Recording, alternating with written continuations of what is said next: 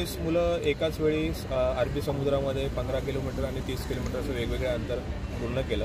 आम्ही मारुतराव शिंदे तरण तलावामध्ये रेग्युलर सराव करतो आणि महानगरपालिकेची आम्हाला वेळोवेळी त्याच्यासाठी मदत होते आणि त्याच्यासाठी आम्ही सध्या तरण तलाव रिपेअरिंगसाठी असल्यामुळे आम्हाला महानगरपालिकेचंच रामचंद्र ठाकूर तरण तलावामध्ये सध्या 2 महिन्यांचा मुलं सराव करतात आणि हे सराव करतात 19 जणांनी 15 किलोमीटर आणि 30 किलोमीटर 6 जण आहेत. त्यांनी 30 किलोमीटर आव्हानात्मक अंतर अगदी 7 तासाच्या आतमध्ये सहज पार केलं आणि बाकीचे 13 मुलांनी 15 किलोमीटर अंतर यशस्वीरित्या पूर्ण केलं. तर मुलीसुद्धा दिसत आहेत याच्यामध्ये. याच्यामध्ये गर्वाची अशी गोष्ट आहे की सर्वात जास्त आमच्या मुली तिथे सहभागी झाल्या होत्या.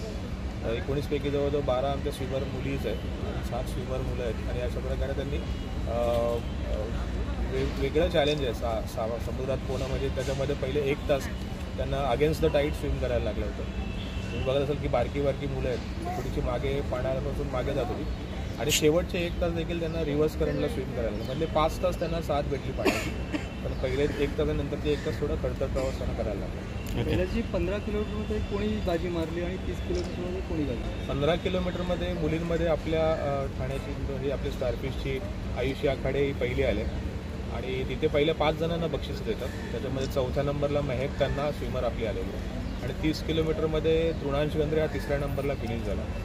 4थ्या नंबरला आरिफ जिंदाल आणि 5व्या नंबरला रुद्र निसार असं फिनिश केलं. देशभरातून किती स्पर्धक सहभागी झाले होते आणि आता पुढचं उद्दिष्ट किंवा ध्येय काय असेल? देशभरातून 51 जलतरणपटू या स्पर्धेत सहभागी झाले होते. मोजकीच स्पर्धक सहभागी होतात कारण हे अंतर लांब पल्ल्याचं आहे. 1-2 किलोमीटर नाही ते 30-15 किलोमीटरचं अंतर आहे. त्यामुळे मोजकेच 51 स्पर्धक सहभागी झाले होते आणि स्टारफिश वेळोवेळी ओपन वॉटरला आणि खुल्या लांब स्पर्धेला आम्ही नेहमीच मुलांना प्रोत्साहन करतो. आईवडील प्रोत्साहन करतात आणि मुलं हे सगळे सहभागी होतात. म्हणजे प्रॅक्टिस तशी होते. आता मागच्या वर्षीच ह्याच वर्षी इंग्लिश चॅनलचे आपले 3 जलतरणपटू सहभागी झाले होते आणि 37 वर्षांनंतर भारताला पहिल्यांदा स्वित्झर्लंडला पण आपल्या स्टारफिशच्या मानव मोरेने मेडल आणलं होतं. आता ह्यातले काही स्पर्धक आम्ही मालवणला आता 10 किलोमीटरला चालले. त्याच्यानंतर काही स्पर्धक आपल्या गोव्याला आम्ही 6 जणांची निवड केली की ती गोव्याला खडतर अशी अटल सती जुवारी ब्रिजचे 24 किलोमीटर आव्हानात्मक अंतर पार करून जाणार आहे. 26 जानेवारी दिवस आपण निवडलेला आहे सर. कैलाश आखाडे आणि आम्ही सगळे इथे जमलो आहोत कारण आम्ही सगळ्यांनी 15 किलोमीटर आणि 30 किलोमीटर हे असं स्विमिंग केलं आहे. विजयदुर्ग इथे वाघोठण नदीमध्ये आम्ही स्विमिंग केलं आहे सगळ्यांनी. काही जणांनी 15 किलोमीटर हे अंतर पार केलं आहे, काही जणांनी 30 किलोमीटर अंतर पार केलं आहे. सगळे लहान ते मोठे सगळ्यांनी हे इव्हेंट कंप्लीट केला सक्सेसफुली. काही अडीअडचणींना सामोरे जावं लागलं? अडीअडचणी म्हणजे करंट रिव्हर्समध्ये होता यावेळी कारण म्हणजे खूप आम्हाला ताकद लावायला लागत होती स्विमिंग करताना.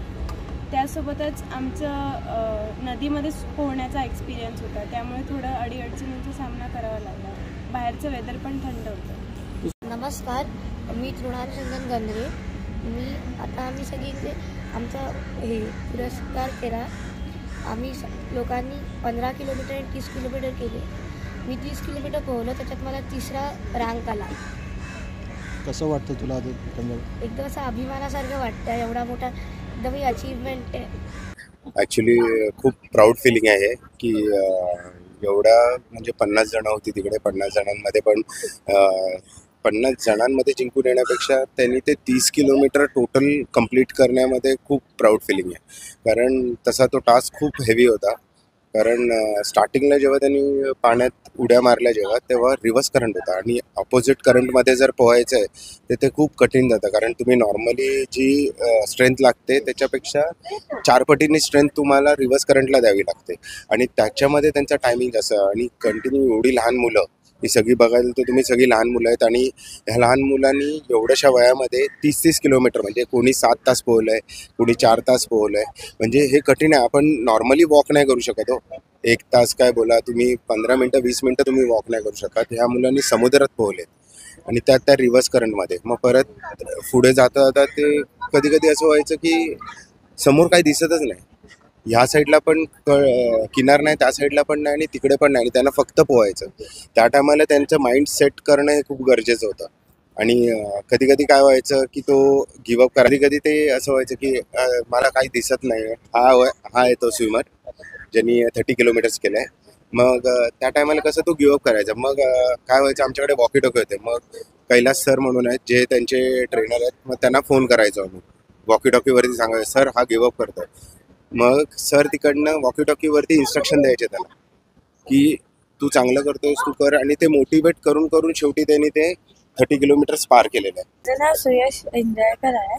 आधी मला स्टार्टिंगला खूप भीती वाटत होती, पण कैलास सरांनी आणि मम्मी पप्पाने मला मोटिवेट केल्यामुळे मी 30 किलोमीटर्स कंप्लीट करू शकलो. किती तास तू प्रॅक्टिस करतो? मी 5 hours प्रॅक्टिस करायचं, बट तिकडे मला 7 hours करावं लागलं. 7.5. तुझे कुठले कॉम्पिटिशन? आता पुढे मालवणचं एक कॉम्पिटिशन आहे, गोवाचं आहे आणि दुसरं झुरिकचं आहे. मी तृषाली नंदन गंद्रे, तृणांश गंद्रेची आई. माझा मुलगा आत्ता मालपेजट्टी ते विजयदुर्ग 30 किलोमीटर पोहला आणि 3रा क्रमांक त्याचा आला ओपन मेन्स कॅटेगरीमध्ये. आणि हे सगळं श्रेय खरं तर कैलास सर आणि पूजा मॅमचं आहे. Kailas sir as a coach, त्यांची विजन आणि त्यांचं जे मुलांची पारख आहे की कोणता मुलगा कशात काय प्रावीण्य करू शकतो हे एकदम अचूक आहे. तो ओपन सी सॉफ्ट स्विमिंग आधी लहानपणापासूनच करतो आहे. त्यांनी यापूर्वीही बरेच मालवण इंटरनॅशनल क्राबी केला आहे. म्हणजे आपलं विजयदुर्गला पोहला आहे याच्या आधी तो. आणि कोचीलाही त्यांनी 16 किलोमीटर केला आहे. सो सरांनी बरोबर टप्प्याटप्प्याने त्याच्याकडनं तयारी करून घेतली. त्याला एक टार्गेट सेट करून दिलं आणि प्रॅक्टिसिंग सरांनी तेवढी जोमात करून घेतली. रविवारी सर 5 ते 6 तास प्रॅक्टिस करायचे. शेवटी सरांनी त्यांना डाएट सांगितलं की तुम्ही किती पाणी प्यायला पाहिजे लिटरमध्ये, स्टॅमिना कसा वाढवायचा, क्रॅम्प्स कशा नाही आल्या पाहिजे. सो हे सगळं सरांचं जे प्रशिक्षण आहे ते आम्हाला खूप उपयोगी पडलं. आणि खरं तर सर जसं म्हणतील तसंच आम्ही हे करतो, कारण आमच्यापेक्षा आमच्या मुलांमध्ये काय आहे हे सरच पारखून योग्य ते आम्हाला डिसिजन घ्यायला सांगतात. त्यामुळे हे इथे स्टारफिशमध्ये आल्यापासून त्याच्यामध्ये खूप प्रगती झाली आहे की त्याचा स्टॅमिना वाढला आहे. आणि हीच गोष्ट आम्हाला त्याच्या इतर लाईफमध्येही उपयोगी पडतो, जसं की डिसिप्लिन म्हणा, डिटर्मिनेशन म्हणा, डेडिकेशन म्हणा. सो त्याला फक्त सरांनी हेच सांगितलेलं की तुम्ही जेव्हा पोहताय तेव्हा तुम्ही तुमच्या माइंडचा आणि डोक्याचा ऐका. तुमची बॉडी कदाचित गिवअप करेल, पण तुम्हाला काय करायचं आहे तुमच्या माइंडचं तुम्ही ऐका आणि त्याप्रमाणे तुम्ही तुमचं टार्गेट जे आहे ते हळूहळू तुम्हाला असं जवळ येऊन तुम्ही ते अचीव्ह करा.